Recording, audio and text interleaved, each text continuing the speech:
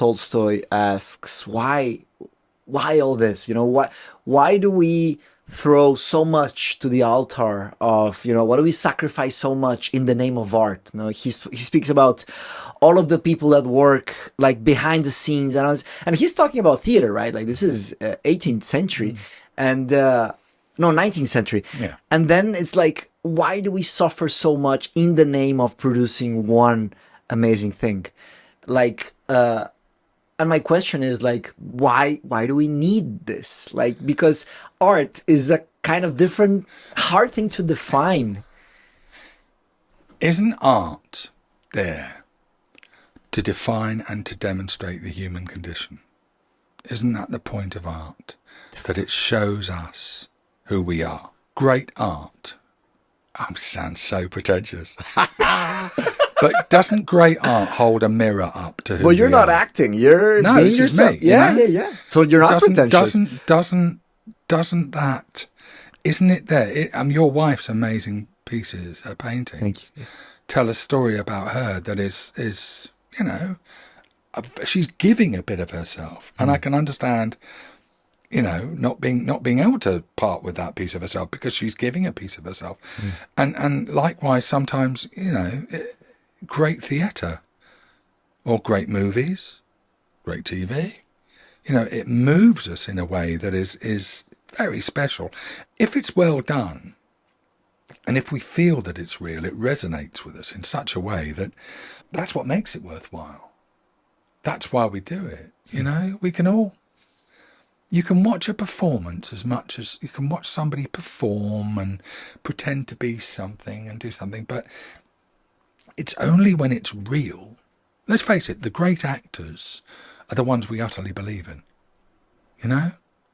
All right, a lot of great actors add a little bit of spice to it, a bit of a mannerism or something that makes it more interesting. You made a point about film earlier. Mm-hmm. I can't really do much theatre work anymore because I've lost capacity in one of my lungs. So you need more capacity for theatre. Yeah, because although they mic things up these days, I can't do sustained big vocal work. Okay, yeah. Okay. So I've settled now doing TV and film, really. Okay. Where normally you have a radio mic there, and in my job, most people use a level like that, and you're like, are you saying something? And you miss your cue because you can't hear them, because a lot of actors, because they know they've got a mic and they keep it very intimate. So everyone has a mic. Yeah, pretty much most of the time. Okay. On a set, yeah. If you're not on a radio mic, there's a big boom mic following you around everywhere. That's true. And they get the highest quality. No and it's amazing quality. But finding the quality of the realism surely is why we do it. That was my point. Great artists, great actors, let's say, know what the lens does. The lens of that camera. It's different. I've worked with actors who are quite brilliant at what they do, who believe that by portraying that moment that's written in that script, that the camera will just collect that performance, will see everything they're doing. It doesn't. You need to know what the camera is doing. A good film TV actor will often ask the director of photography how big the lens is, where the edge of frame is, the technical, that's the the technical specs, angle, and knowing, if the camera's there, do they want that side? Do they want that side? I've got a particular side that I like using, and the lighting. Yeah, and also if you're doing a film, if you're doing a proper movie, which is going to be on this massive screen. You've 4K. got to know exactly. Yeah, you've got to know exactly what that thing's right in your face. That lens is, and it's got every nuance of your face, and it's going to see exactly what's going on in your eyes. So you can't blink. You can't twitch. You can't. You've got to cut down all of those things.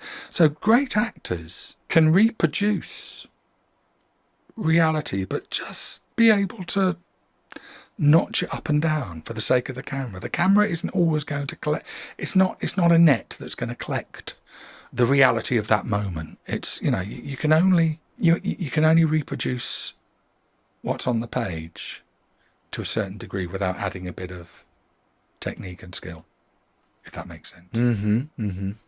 There's so much, man. Because like there's no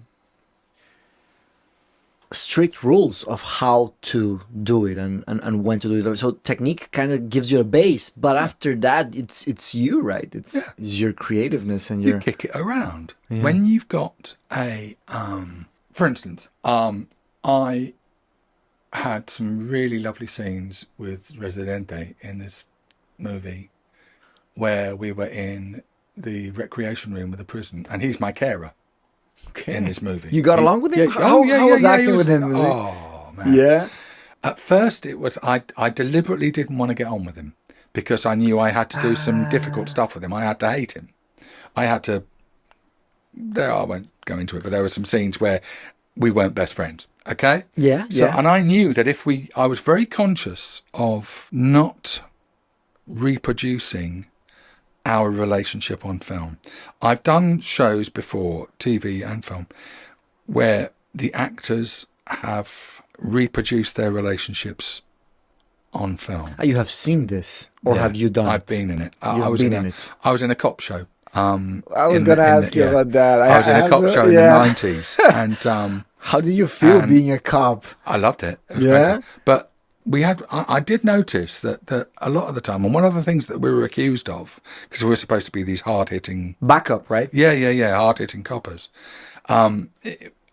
We did get, I think we were guilty of being quite lovey, to use the word, where we reproduced the energy that we had off camera on camera. And a lot of what happened off camera came on camera, which helped show this camaraderie amongst these people. Yes. But they weren't the same people as... It's a different kind of camaraderie. I was very conscious in this movie that I didn't want to produce any of that. I didn't want my character to be likable, because he's not. He's a racist shitbag murderer. And I didn't want people to say, oh, Barney, oh. And so Residente and me didn't get on for the first few weeks. And I kept my distance and kept it very... just professional, cold, slightly cold and abrasive, deliberately. Deliberately. Because I knew that I had to get really shitty with him, really, really shitty. And that's so hard, man. I know. I hate being shitty. And he would say, "Oh, he's such a nice guy." Yeah, I know, but I don't want to. Anyway, once we got those scenes out of the way, I actually said to him, "I said, you must think I'm the biggest twat." You told him that, yeah. I've been avoiding this moment. I've got to tell you that I'm incredibly honoured to be working with you. Wow. You are an incredibly talented chap. I think your music, your what you stand for is so important in the world today, and I'm so pleased you're here, and it really is an honour to be with you. And you're not a bad actor either, so let's do this. Nice. We'd have these scenes. We had these scenes that became known as the Jenga scenes, where I'm playing Jenga in this recreation room. It's mostly background stuff. We're in other scenes going on, and the camera meanders in and out of these men in this room with their carers. And we just started to play with this scene and doing this thing. And he said to me, "Is it okay if we go this way with this thing? He's cool. Do you mind if I do it?" I said, No, don't plan it. Let's just do it. Do it. That's what I'm all about. Let's just do it and see what happens, And if it's nice, the camera will find us and it will come to us. And, we know where it is. We know what we're doing. Let's find the moments. And we did. And, oh, man. It was brilliant. I hate to say it, touch wood. If it'll probably never make the final edit, but, after we'd done those scenes, which weren't, it was just almost like the background of the scene, but we had the crew coming up to us afterwards going, "That was amazing. Oh, that was really good, that's man." pretty cool. And when an electrician says that to you, when a sparky comes to you, it's like, that's a guy. That was really good, man. It's that was really, you had me in tears then, you bastard. You're like, shit, we did it. You know what I mean? So this movie is, I don't know how much you can reveal right now. So what's the timeline? And it's actually going to a big festival, right? Yeah. Okay. I think it's going to reveal itself in Cannes next year. Cannes next year. It's got a good distributor. I think Nordisk are distributing it, who are quite a big Scandinavian distributor who do a lot of European movies. Would you go? Oh, yeah, I'll go wherever. I'll go with you. I'll go with you. Taxable travel, yeah. No, I mean, if that, I'll do one. I mean, look, I'm not one of the main characters. I am. Okay. The film is about these two guys, played by Kingsley Benadir and Rob, who play Frank and Lewis, and Rob Morgan, and the other big name people, I suppose, Indira Varma plays a psychiatrist. Indira Varma. Eleanor, from Slow Horses. Oh, I can't remember her name. Oh, God. Beautiful woman in Slow Horses. Oh, mixed race lady. She's Frank's sister. Anyway, she's fantastic. Right. She's amazing. Yes. And then there are like the rest of us who are just kind of working actors who are playing all these other guys. And you know, we're all English actors.